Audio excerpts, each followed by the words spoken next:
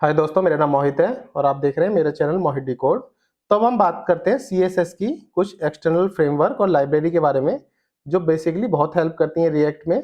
अगर आप रिएक्ट में रिस्पॉन्सिव वेबसाइट बनाना चाहते हैं, फास्ट डेवलपमेंट करना चाहते हैं या कंसिस्टेंट कोडिंग लिखना चाहते हैं, तो इन तीनों में आपको ईजिली जरूरत पड़ेगी एक एक्सटर्नल फ्रेमवर्क और लाइब्रेरी की। तो मोस्टली जो बात करें, बूटस्ट्रैप, टेलविंड और मटेरियल, यही तीन फ्रेमवर्क और लाइब्रेरी हैं, जिसमें से पहले दो तो फ्रेमवर्क हैं और थर्ड वन ये लाइब्रेरी है।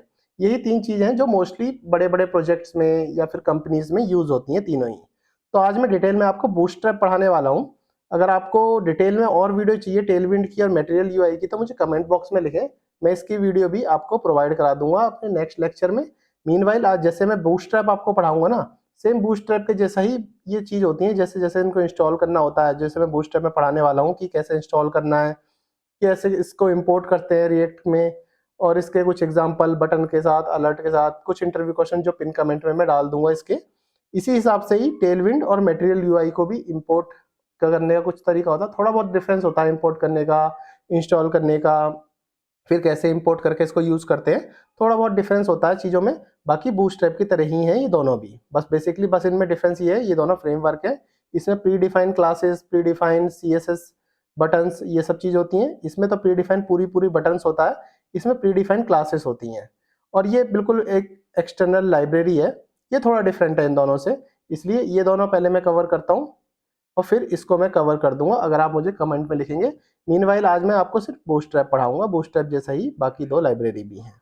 तो सीधा पहले बूटस्ट्रैप को सिखाता हूं मैं, होता क्या है। पहले बूटस्ट्रैप आप ये समझ लो होता क्या है। देखो, बूटस्ट्रैप एक फ्रेमवर्क है जो रिस्पॉन्सिव वेबसाइट बनाने का काम होता है।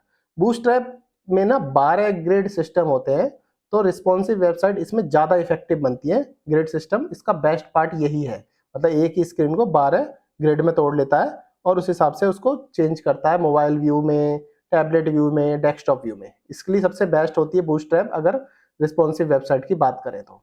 फास्ट डेवलपमेंट और कंसिस्टेंसी ये सब तो दोनों में औरों में भी होती है, पर ये सबसे अच्छी बात है कि इसमें प्री डिफाइंड क्लासेस होती हैं बूटस्ट्रैप में। बाकियों में ऐसा नहीं होता, जिसमें प्री डिफाइंड क्लासेस होती है। जैसे कि लेआउट बनाना है तो पूरा पूरा एक क्लास लगाओ, पूरा लेआउट आपके सामने आ गया। बटन लिखो सीधा बटन, और बटन की क्लास, सारा बटन आपको बन के आएगा विद कलर। ऐसे मॉडल, ऐसे अलर्ट बॉक्स, ये सब चीजें इसमें बनी बनाई है, सिर्फ क्लासेस लिखनी है और इसमें इजीली अवेलेबल हो जाएंगी। ये बूटस्ट्रैप की कुछ क्वालिटीज है। सबसे पहले हम आते हैं अपने कोड पे और चेक करते हैं कि हमारा कोड रन कर रहा है कि नहीं। तो ठीक है, मैंने अपनी app.jsx में एक कोड लिखा हुआ है हेलो वर्ल्ड का, और ये सिंपल ऑलरेडी रन है 5173 पे, जाके देख लेते हैं। ठीक है, रन है। इसको थोड़ा जूम कर देते हैं जो आपको समझने में ईजी हो। तो ठीक है, इतना सिंपल है। इसके बाद हम सीखते हैं सबसे पहला पॉइंट कि बूटस्ट्रैप को कैसे इंस्टॉल किया जाता है। जो जैसे आप लिखोगे रिएक्ट बूटस्ट्रैप और एंटर मारोगे, तो सबसे जो पहले वेबसाइट आएगी रिएक्ट अंडरस्कोर बूटस्ट्रैप करके, उसको ही ओपन कर लेना है। ये मेरे पास ऑलरेडी ओपन थी, मैं आपको दिखा रहा हूँ कि कैसे कैसे आपको जाना है। तो इस तरह की कोई एक वेबसाइट ओपन होगी, तो यहाँ पे गेट स्टार्टेड पे क्लिक करोगे, सबसे पहले आपको इंस्टॉलेशन पे ही आ जाएगा।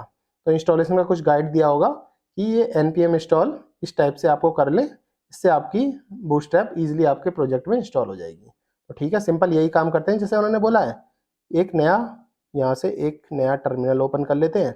इस टर्मिनल में सीधा वो जो कमांड हमने ली थी, वो कमांड सीधी हमने पेस्ट करी और एंटर मार दिया। तो ठीक है, हमारा जैसे npm इंस्टॉल होना शुरू हो गया। सारी जो पैकेज थे, देखिए कितने इंस्टेंट वे में सीधी लाइब्रेरी डल गई, हमें कुछ नहीं करना पड़ा, सिर्फ npm इंस्टॉल करा। अब चेक कर लेते हैं पैकेजेशन में। देखिए पैकेजेशन में जाओगे तो दो लाइब्रेरी ऑलरेडी डली हुई हैं इसमें। इसमें बूटस्ट्रैप रिएक्ट की ये डली है और ये बूटस्ट्रैप डली है, क्योंकि हमने देखा होगा आपने, सिर्फ npm इंस्टॉल रिएक्ट बूटस्ट्रैप और बूटस्ट्रैप दोनों करी थी। तो बूटस्ट्रैप जिसका वर्जन 5.3.5 है, अगर इंटरव्यू प्रोस्पेक्टिव से बात करें तो आपको 5 बताना है। ये इसके बाद के सब वर्जन है, ये चेंज होते रहते हैं, 5 कंसिस्टेंट वर्जन है। और कोई पूछे रिएक्ट बूटस्ट्रैप का क्या वर्जन है, तो रिएक्ट बूटस्ट्रैप का वर्जन 2 है। बाकी के वर्जन ये चेंज होते रहते हैं, ये सब वर्जन है इनके। तो ठीक है, दोनों लाइब्रेरी मेरे को मिल गई, बूटस्ट्रैप भी और रिएक्ट बूटस्ट्रैप भी। तो पहला पार्ट हमारा कंप्लीट हो गया। अब सेकंड पार्ट पे आते हैं, थोड़ा नीचे आते हैं और थोड़ा सा नीचे आते हैं। इन सब की जरूरत नहीं है CDN की, क्योंकि हम सीधा लाइब्रेरी से वर्क कर रहे हैं, तो CDN की अभी जरूरत नहीं होगी। अगर आप npm इंस्टॉल करके लाइब्रेरी नहीं डालते पूरी की पूरी, तो फिर इन CDN के थ्रू हमें इसमें चला सकते थे, पर CDN को ज़्यादा यूज़ करने की जरूरत नहीं होती जब आप रिएक्ट के बड़े प्रोजेक्ट में बात कर रहे हैं। तो बस हमें एक मिनीफाइड फाइल है ये, बूटस्ट्रैप की, इसको यहाँ से कॉपी करना है और ये हमें अपनी रूट डायरेक्टरी में लगा देना है। जैसे कि इसने लिख रखा है कि या तो इसको index.jss में लगा दो या app.jss में लगा दो, किस में भी लगा दो।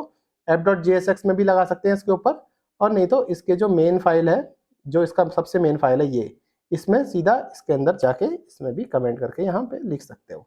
मेन है, मेन रूट फाइल में लगाना है, कहीं भी लगा दो। index.jsx अगर आप वीट के थ्रू नहीं करते तो इंडेक्स मिल जाएगा आराम से, नहीं तो मेन में आप इजीली लगा सकते हो। यहाँ भी ये बढ़िया तरह से काम करेगा। तो यहाँ पे लगा दिया और इंस्टॉल कर दिया, 2 काम आपके हो गए। तीसरा काम कि कैसे यूज करोगे। देखो इंपोर्ट करना है पहले, फिर उसको यूज करना सिखाना है। तो सबसे पहले जाते हैं डॉक्यूमेंट से करो जो करना है। वैसे मैं वैसे भी बता सकता था, पर आपको बताने के लिए मैं डॉक्यूमेंट करना ही करना है, यूज करना अच्छी बात है। देखो 2 तरीके से इंपोर्ट करना होता है। एक इस तरीके से react_bootstrap करके लास्ट में बटन लिख दो, अगर बटन यूज कर रहे हो या फिर कुछ भी यूज कर रहे हो तो उसका नाम लास्ट में हैश करके वो लिख दो। अदरवाइज बटन को रैप कर दो करली ब्रैकेट में, तो बूटस्ट्रैप से उठा लो। तो सिंपल, दोनों में से कुछ भी उठा लो। पहला उठा लेता हूँ मैं यही बटन के लिए, और अपने VS कोड पे जाता हूँ, app.jsx पे जाता हूँ, सिंपल एंटर मार के यहाँ पे इसको इंपोर्ट कर लेता हूँ। सिंपल मैंने इंपोर्ट कर लिया, कुछ नहीं करा। अब सीधा जाते हैं नीचे, सीधा एक एग्जांपल पे आते हैं। ये देखो बटन को इस तरह से यूज करना होता है। तो ये तो मैंने आपको सिर्फ दिखाने के लिए दिखा दिया, इन्होंने बटन इस तरह से यूज करते हैं। हम कोड पे अपने आप ही अपना बटन खुद बनाएंगे। तो यहाँ पे सीधा बटन लिखेंगे और क्लिक मी बटन एक बना देंगे। सिंपल है। इसमें अभी वेरिएंट लिखना अभी को आपको नहीं आता होगा, इस वेरिएंट को मैं यहाँ से हटा लेता हूँ। अब देखते हैं कि ये सिंपल हमारा जो बटन है वो कैसा दिख रहा है हमारे ब्राउजर पे। तो ब्राउजर पे जाते हैं, देखिए कितना बढ़िया बटन, कलर भी है, होवर इफेक्ट भी है, इसके अंदर व्हाइट कलर भी कर रखा है। एक बढ़िया सा एक बटन विद CSS बना के रेडी है। तो इसमें सिंपल बटन बनाया मैंने और कुछ नहीं करा। अब इस बटन की कुछ प्रॉपर्टीज भी देख लेते हैं। यहाँ पे आते हैं और यहाँ पे सर्च करते हैं। अगर आपको चीज़ें सर्च करनी है तो यहाँ पे सीधी सर्च कर सकते हैं। जैसे बटन लिखो, सिंपल बटन लिखो, यहाँ पे सर्च कर लो। तो इसमें पता चलेगा बटन्स के अंदर कलर चेंज करने के लिए आप क्या क्या कर सकते हैं। जैसे कि आपको ग्रीन कलर चेंज, वार्निंग वाला कलर रखना है तो यहाँ पे वार्निंग वाला उठाओ। जैसे वार्निंग येलो होता है तो वार्निंग वाला कलर उठा के वेरिएंट करके वार्निंग लिख दो। जैसे वेरिएंट करके वार्निंग लिखोगे तो आपका कलर येलो कलर में हो जाएगा। बहुत सारी प्रॉपर्टीज होती हैं, सारी प्रॉपर्टीज आप यूज कर सकते हो। इसके अंदर और भी प्रॉपर्टीज है कि इस तरह के बटन चाहिए या फिर इस तरीके के बटन चाहिए। मल्टीपल प्रॉपर्टीज होती हैं, जितनी ज़्यादा आप प्रॉपर्टी के अंदर घुसोगे उतनी ही ज़्यादा इसमें मिलती रहेंगी। इसमें कस्टम बटन की प्रॉपर्टी भी होती हैं। अब हम आते हैं एक अलर्ट बॉक्स और आपको बताता हूँ कैसे बनता है। ये रहा अलर्ट बॉक्स। सिंपल है अलर्ट बॉक्स, या तो इन ऐसे में किसी से भी अलर्ट बॉक्स बना सकते हो।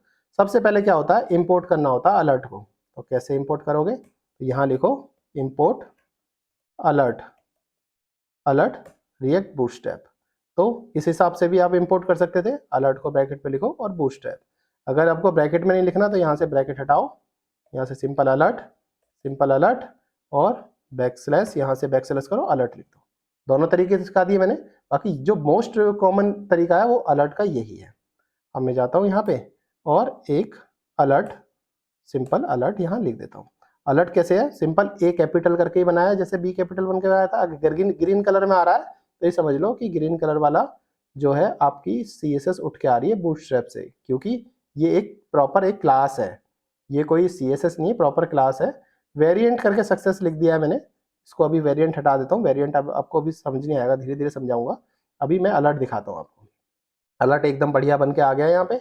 और अगर वेरिएंट की बात करें, वेरिएंट क्या होता है, तो वेरिएंट इसमें बहुत सारे होते हैं। देखो की वेरिएंट में डेंजर वेरिएंट, जैसे कि यहाँ पे लिखूंगा मैं वेरिएंट, वेरिएंट के अंदर डेंजर लिख दूंगा तो ये कुछ रेड कलर में से आ जाएगा। इस हिसाब से आप वेरिएंट के हिसाब से भी अपनी क्लासेस चेंज कर सकते हो। इस हिसाब से ऐसे ऐसे कोई भी एक अलर्ट बॉक्स इस हिसाब से आपको मिल जाएगा। तो इजी था दोस्तों, कैसे कैसे इसको यूज करते हैं। ऐसे ही एंड नंबर ऑफ चीजें होती हैं। अगर आपको डिटेल में इसकी वीडियो चाहिए, डिटेल में इसकी पूरी की पूरी प्लेलिस्ट चाहिए, बूटस्ट्रैप हो गया, टेलविंड हो गया, मटेरियल हो गया, तो मुझे कमेंट बॉक्स में लिखो। रिएक्ट के बाद में इसकी आपको प्रॉपर एक प्लेलिस्ट बना के दे दूंगा, जिससे आप इजीली आपको तीनों चीज़ों को, इन तीनों चीज़ों को आराम से सीख सकते हो। पूरी पूरी एक प्लेलिस्ट चाहिए तो मुझे बता देना। मेरे को तीनों चीज़ें आती है क्योंकि मैंने तीनों चीज़ें यूज़ करी हुई हैं अपने प्रोजेक्ट में, इसलिए मैं आपसे बोल रहा हूँ। अदरवाइज अभी के लिए इतना ही, फिर मिलते हैं नेक्स्ट ट्यूटोरियल में। तब तक के लिए थैंक्स फॉर ज्वाइनिंग।